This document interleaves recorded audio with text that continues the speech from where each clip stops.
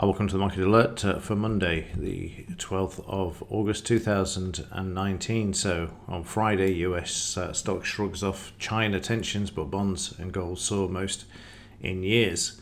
And this is very interesting, in particular, this bit, gold soaring and also bonds. This is different than what we've seen before, where the markets have corrected.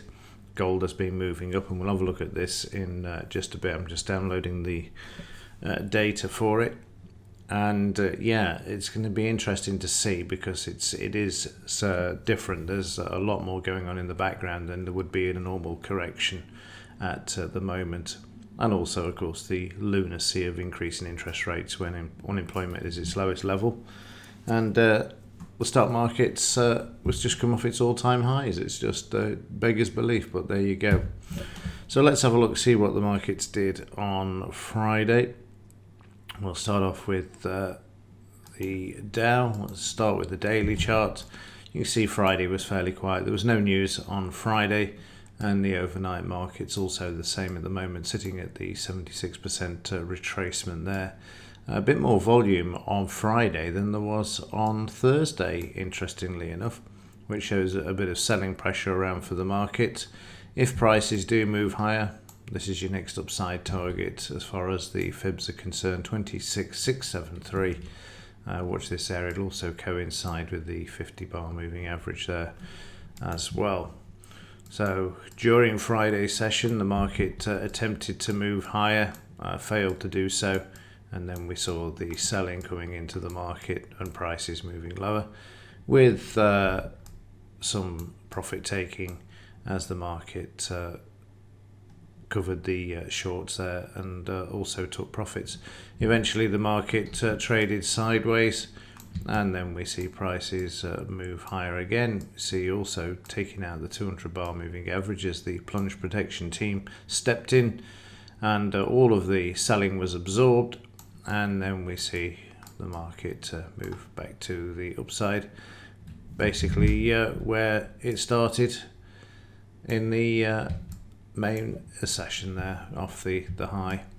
And then overnight, you can see that prices are just sort of sideways at the moment, sitting, if we can just move this over a bit more, sitting above the DP and the 200-bar moving average at the moment. And in the pound, this moving lower on Friday. We start with the daily chart again. You can see breaking to the downside, finding a bit of support here at the moment, but no selling around the market, marked down there, which is plain to see with the volume being below average, and just the one signal. Always nice when you get this, that you've got the 200-bar moving above DP level, and then the market just moves lower in one fell swoop. Expect more weakness in this going forward. 80 days to Brexit for today, so a lot can happen yet. Overnight the market gapped higher, it's come back, it's filled it, and now it's attempting to try and move back to the upside. There will be relief rallies and dead cat bounces in this market. News today, there isn't any. So again, let's see how the market manages to move to the upside in the Dow. Meanwhile, in Bitcoin, this market rounding over, which you can see there, lower highs each consecutive day for the last few days. So a bit of weakness around in this market at the moment. So we'll keep an eye on this one as well. It looks a bit weak. Also notice that each high has been lower than the previous one from the move from December up to the high in June as well. So there is some weakness around in this market at the moment.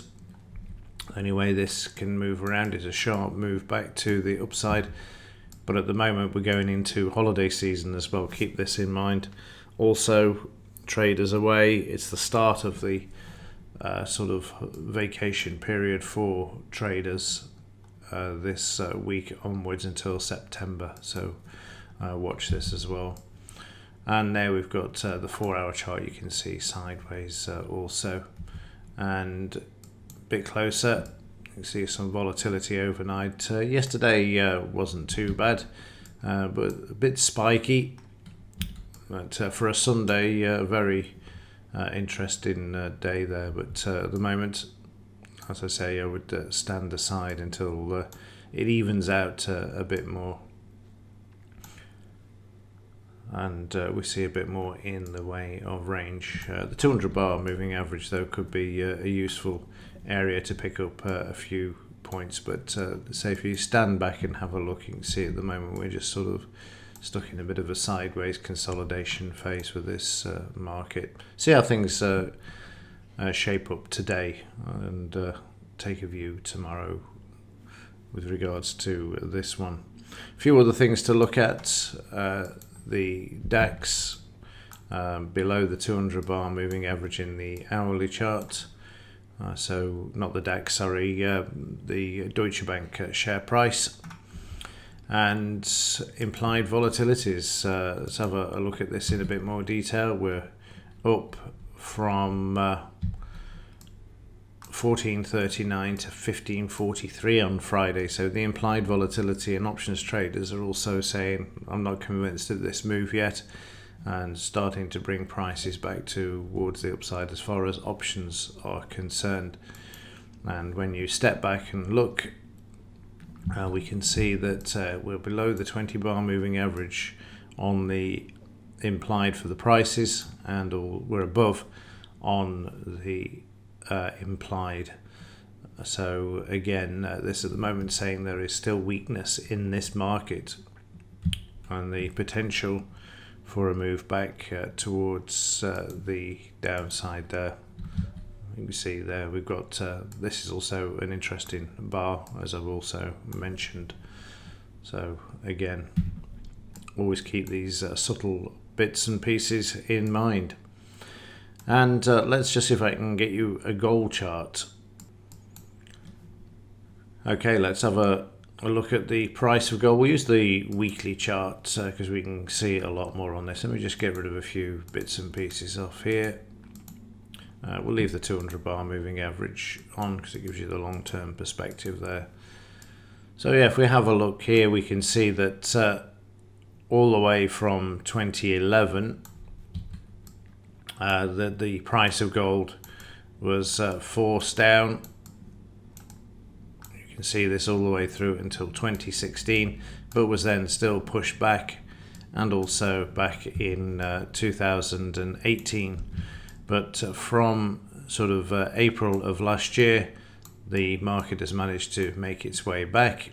It's broken out now in the weekly chart and it's moving higher. Given the backdrop of everything else, this is actually speaking volumes as far as I'm concerned. This is actually saying that the market is, or the traders are looking for some sort of insurance, given the tiredness of the stock market, the end of the credit cycle, and what the Fed is starting to do as well. Again, it's these small things that you pick up and look at in the background, and here you can see this is pretty clear in the monthly chart there. So if you go back to 2009 is when they started QE. The gold price actually moved up because it was a new thing. There was uncertainty. There was, well, what is this going to work or not work? Then they slammed the price of gold down. The QE kept printing and the market traded sideways, and now it's broken out because, again, the insanity of reducing interest rates when the stock market's on its all-time highs, unemployment down at the extremes as well of the unemployment figures, if they're to be believed, of course.